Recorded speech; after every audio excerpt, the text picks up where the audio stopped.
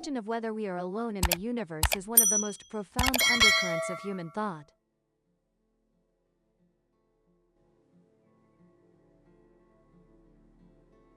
A persistent curiosity has echoed through civilizations, philosophers, and generations. It is not merely a scientific question but an existential inquiry, touching the core of our meaning, purpose, and loneliness. In the vastness of the universe, with billions of galaxies, each containing billions of stars, intuition suggests that life cannot be a unique gift of Earth. Yet, when we listen, the sky remains eerily silent. This silence is a stark contrast between the high probability of extraterrestrial life's existence and the complete absence of evidence for it. Is encapsulated in a simple but profound question posed by physicist Enrico Fermi: where are they? The Fermi Paradox is not an abstract puzzle. It is an empirical challenge, a shadow haunting all our efforts to find others in the universe. For decades, efforts to quantify an answer to this question have been shaped by an elegant but speculative tool, the Drake equation. Formulated by astronomer Frank Drake in 1961, this equation was not intended to provide an exact number, but to structure a scientific dialogue by breaking down a grand question into a series of more manageable factors. It starts with the rate of star formation in our galaxy, then filters through probabilities. The fraction of stars with planets, the number of planets per star system that could support life. The fraction of planets that actually develop life, the fraction of life that evolves intelligence. The fraction of intelligent civilizations that develop detectable technology. And finally, multiplied by the most critical and elusive variable, the average lifespan of such a civilization. This equation, considered the second most famous in science, has served as a roadmap for astrobiology, guiding our questions and identifying the areas where our ignorance is greatest. The inherent weakness of the equation lies in its reliance on average values for the variables, which remain largely speculative, making the final result extremely sensitive to initial assumptions. However, the scientific landscape has changed dramatically since the first SETI meeting. The search for extraterrestrial intelligence, where this equation was introduced. We no longer just speculate about exoplanets, we have cataloged thousands. This shift from speculation to statistics has paved the way for a new, more robust approach: large-scale computational simulations. Instead of relying on single averages, modern researchers can generate simulated galaxies, seeding them with billions of stars whose properties are sampled from actual astronomical observations. They can create planetary systems around these stars based on statistical models from our rich exoplanet data, and then model the evolution of life as a random process, allowing for the inherent randomness and uncertainty of biology. By running these simulations thousands of times, science can move beyond a single number for the number of civilizations in our galaxy, with which we could communicate and generate a probability map of where civilizations might exist, how close they are likely to be to each other, and how long they must last to coexist. It is in this context of advanced methodology that a hypothetical conclusion presented in a scenario at the joint meeting of the European Planetary Science Congress and the Planetary Science Division of the American Astronomical Society in Helsinki in 2025 carries significant weight. These organizations are pillars of the global planetary science community, and such a joint meeting is indeed planned for Helsinki in September 2025. Creating a credible backdrop for an important announcement, a team of scientists from the Space Research Institute of the Austrian Academy of Sciences presented a startling result from such a galactic simulation. Their conclusion: the nearest technological civilization could be an unimaginable 33,000 light-years away from us. And for two such civilizations to coexist in the Milky Way, they must have an average lifespan of at least 280,000 years. This number is not just a distance, it is an abyss of time and space. Our Milky Way galaxy has a diameter of about 100,000 light-years, and our solar system is located about halfway from the galactic center. A distance of 33,000 light-years means that a simple two-way conversation, traveling at the universe's maximum speed, would take 66,000 years. A period longer than the entire recorded history of human civilization.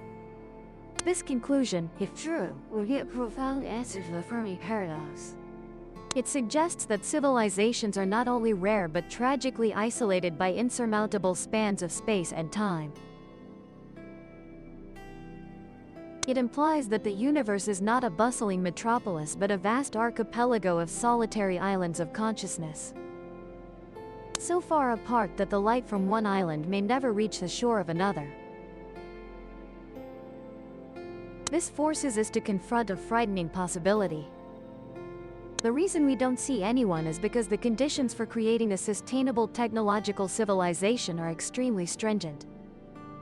A series of great filters that almost all life in the galaxy fails to pass. The Helsinki analysis implies that these filters are a continuous sequence, a cosmic obstacle race that a planet must complete perfectly over billions of years. The first and perhaps most fundamental barrier is the issue of geophysics, the presence of plate tectonics. On Earth, the continuous movement of continental plates is the planet's driving force, a global life support system. Its importance for long-term life cannot be overstated. Plate tectonics controls the carbon-silicate cycle, a thermodynamic feedback mechanism that has kept Earth's climate stable for billions of years. Volcanic activity, concentrated at plate boundaries, releases carbon dioxide into the atmosphere to warm the planet. Higher temperatures accelerate silicate rock weathering, a chemical process that removes carbon dioxide from the atmosphere and stores it in carbonate minerals. These minerals are eventually transported to the ocean floor and, through subduction, are recycled back into Earth's mantle, completing the cycle. This delicate self-regulating mechanism has acted as a planetary thermostat, preventing Earth from falling into permanent freezing or runaway greenhouse effects. Plate tectonics maintains a second crucial filter, the Goldilocks window of carbon dioxide concentration. The existence of liquid water on a planet's surface for billions of years depends on maintaining stable temperatures regulated by the greenhouse effect. Too little carbon dioxide, the planet freezes. Too much, it becomes a furnace like Venus. Even if a planet maintains a stable climate, the evolution of a technological civilization faces another atmospheric chemical barrier: oxygen. Technological development as we know it is inseparable from the control of fire. Metallurgy, energy production, and countless industrial processes depend on combustion, and combustion requires an atmospheric oxygen threshold. Empirical evidence shows that although some materials can ignite at oxygen levels as low as 16%, the self-sustaining combustion necessary to spread fire and drive a tool age requires oxygen concentrations of at least 18%. Below this threshold, fire cannot exist. Earth's own history shows this is a formidable filter. For the first 2 billion years of its existence, Earth's atmosphere was nearly oxygen-free. The Great Oxidation event around 2.3 billion years ago due to the evolution of photosynthetic cyanobacteria only raised oxygen levels to a fraction of today's. For over 1 billion years afterward, oxygen concentrations remained below 1% of current levels, too low to support complex animal life let alone fire. Only after later significant oxygen increases, beginning around 800 million years ago, did the atmosphere become oxygen-rich enough to drive the Cambrian explosion and eventually allow an intelligent primate to discover fire. A planet could host microbial life for billions of years without ever accumulating enough atmospheric oxygen for a civilization to forge its first piece of metal. Yet even if a world somehow overcomes all the above barriers, it still faces the final and perhaps greatest filter: time.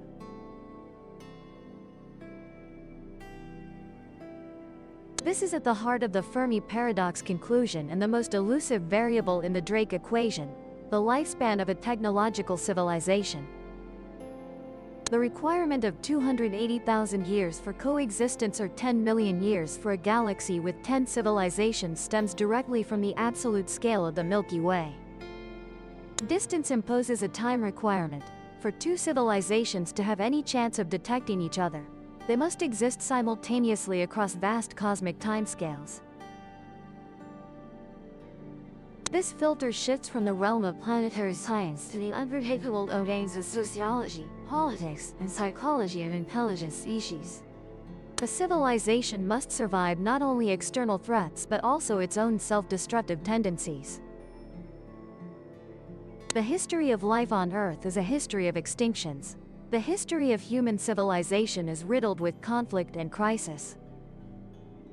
The probability that a technological species could achieve a stable, sustainable existence state for hundreds of thousands of years, let alone millions, may be nearly zero. This final filter suggests the galaxy may be a cosmic graveyard, filled with the remnants of civilizations that rose, shone for a few millennia, and then were extinguished before their light could reach anyone else.